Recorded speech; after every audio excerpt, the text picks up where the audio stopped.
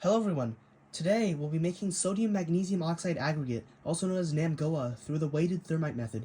MgO is nearly as good as normal sodium, with its only downside being the magnesium oxide contamination. I also caused metal fires and will demonstrate what to and not to do in the event of one. I'll start off by demonstrating the correct way to make MgO, shown by Nerd Rage in his video, go check him out, and show my first attempt, where I misremembered the portion sizes later. Now, I'll put 30 grams of magnesium shavings and 40 grams of sodium hydroxide in a can. I then lightly shake the can until the magnesium just barely pokes out, and now it's ready for ignition. Now, if we can first look at this highly detailed reaction schematic, we can see we need a very heavy object to weigh down the reaction in order to protect it from oxygen.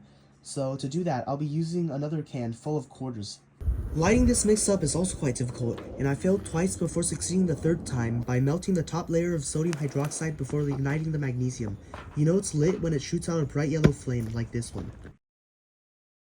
When it stops flamethrowering, the cans will be stuck together. However, wait for it to cool before separating them, or else the hot sodium will reignite.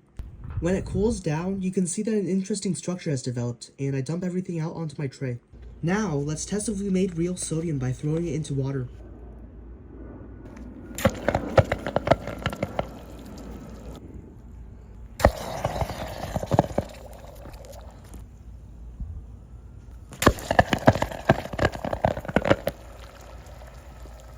Now, I will intentionally demonstrate a metal fire by pouring water onto the remaining magnesium shavings with tiny bits of sodium throughout.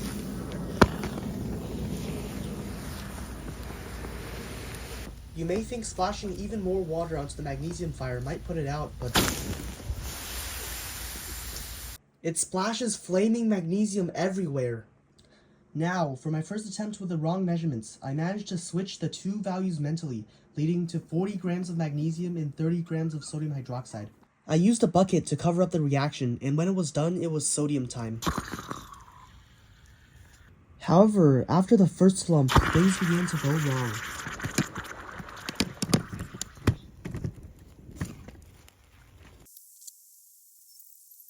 During a metal fire, it's also important to note that even when it seems under control, disrupting the oxide layer by poking it can still reignite it.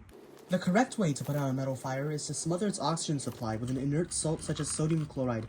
You can see it has succeeded, as there is still unburnt metal when I flip it over and it can be relit. A huge thanks goes out to everyone who's watched to the end of this video, and please make sure to like and subscribe, but only if you enjoyed it. Thanks for watching, I'll see you next week.